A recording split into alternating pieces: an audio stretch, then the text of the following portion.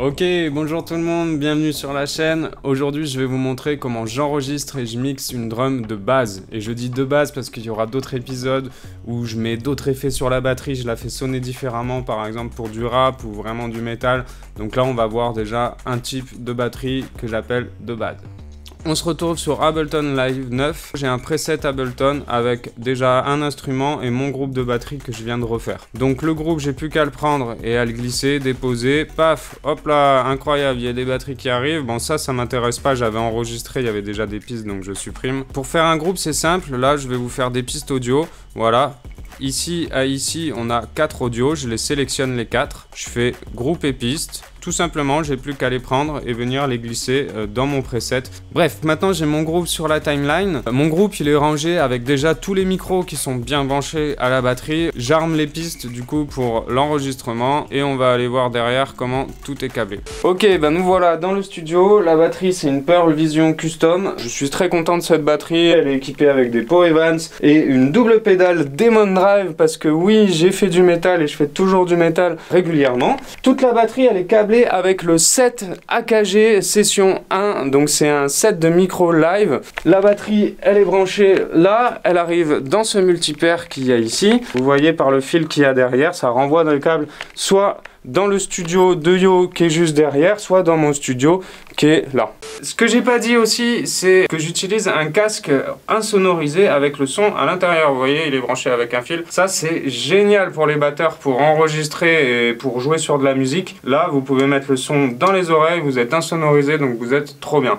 Je me suis mis un petit métronome à 105 BPM dans les oreilles, histoire de suivre un tempo. Et c'est parti.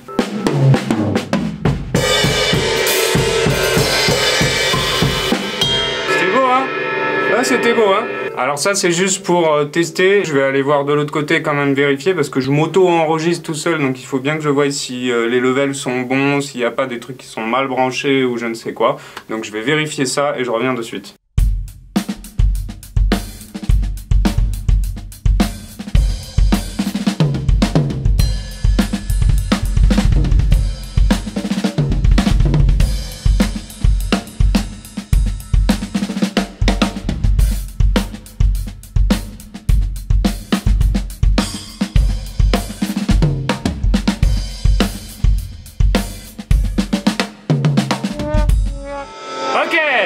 Ok, voilà, bon, ça ira, hein. La fin était dégueulasse, je suis désolé. On se retrouve sur l'ordi, c'est parti. Vous avez entendu la batterie, vous avez dû vous dire, waouh, mais c'est bon, là, c'est déjà travaillé. Oui, parce que sur mon preset que j'ai importé tout à l'heure dans le groupe que je vous montrais, il y avait tous les effets encore de base que j'utilise. Voilà à quoi ressemble la batterie sans les effets.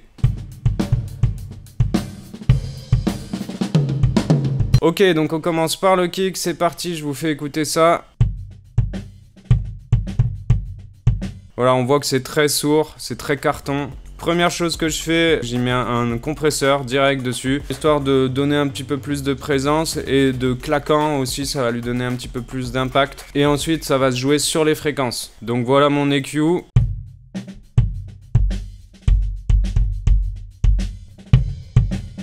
Je vous montre un peu qu'est-ce qui se passe dans cet EQ. Déjà, je suis allé chercher des fréquences très graves ici.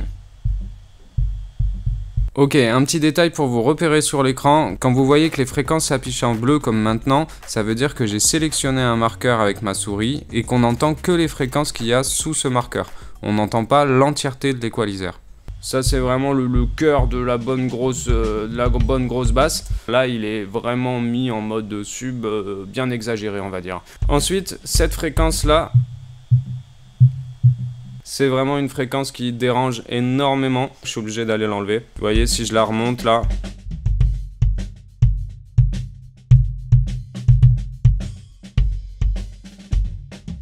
Ensuite ici, le 6, c'est des fréquences qui ont beaucoup de couleurs, qui donnent beaucoup de couleurs à la grosse caisse.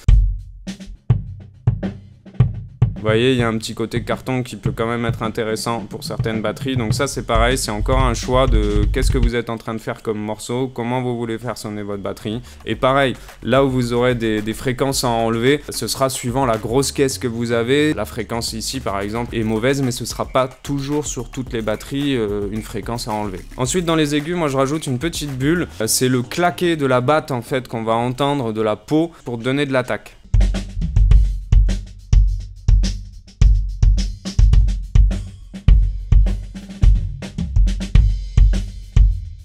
Voilà, ça fait du bien d'en avoir un petit peu. En métal, on va triguer à mort.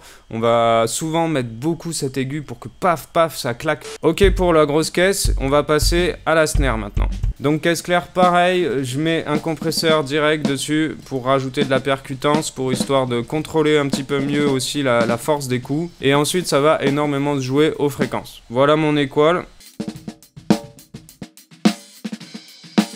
Là, je suis allé chercher du cœur, le po de la caisse claire, qui est quand même vachement agréable d'avoir une caisse claire des fois assez sourde. Pareil, encore une fois, ça c'est vraiment une histoire de choix. Là, moi j'ai choisi de le faire comme ça, mais ça m'arrive pas tout le temps, voilà. Ensuite, là, ici, j'ai fait un trou parce que c'est des fréquences qui sont assez aiguës, qui fait pling pling, qui sont pas forcément hyper intéressantes.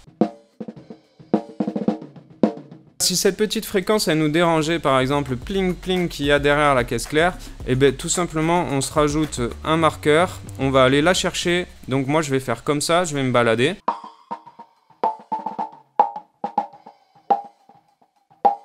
Voilà, là par exemple j'en ai une qui est pas jolie, on pourrait aller l'enlever.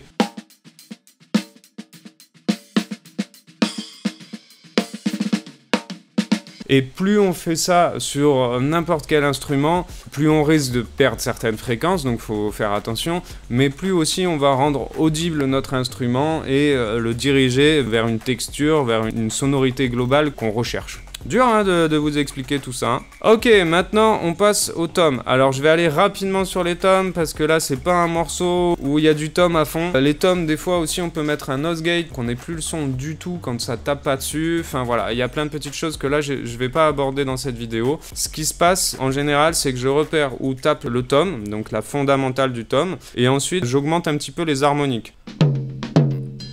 Vous voyez, donc j'ai fait une courbe qui nous empêche d'avoir trop d'aigus. Ici, c'est ma fondamentale et ici, c'est toutes les harmoniques. Je fais le même principe pour tous les toms. Donc le tom aigu, l'équal sera un peu plus haut, le tom médium un peu plus bas et le tom basse encore un peu plus bas. Mes overs, c'est simple.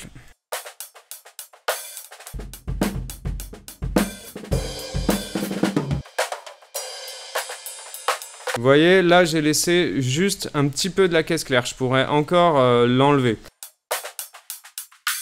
Vraiment, voilà, monter ici et pratiquement n'avoir plus que les aigus quoi. Hein. Donc les deux overs ensemble, ils ont exactement le même équal. Hein. Maintenant je vous fais écouter le tout. Qu'est-ce qui se passe sur mon groupe? Quand je mets un effet sur le groupe, ça l'assigne à toutes les pistes en dessous, ça fait comme un mini master de toutes tes pistes, tu vois. Donc pareil, je remets un petit compresseur. Il rend le tout un peu plus homogène, et encore qu'il est très léger, il pourrait être beaucoup plus fort. Hein. Et là, très important, mais très important, c'est du coup la reverb qui va donner beaucoup plus de dimension à la batterie. Là, elle est bien poussée, la reverb. Et ensuite, j'avais mis un limiteur sur ma piste, c'était juste au cas où que j'ai des coups qui vraiment soient pas assez compressés ou quoi, et qui du coup, bah voilà, partent hors du seuil du 0 dB. Donc le limiteur, il va juste me donner une sécurité. Mais vous voyez, au final, je pense qu'il n'agit même pas, voilà. Ok, après tout ça, il faut s'imaginer que on va mettre d'autres instruments, on va mixer plein de choses, et il y aura un master sur tout ça. Je vais vous faire un petit semblant de master, juste que vous entendiez qu'il y a encore de l'évolution possible dans la fin globale du morceau, quoi.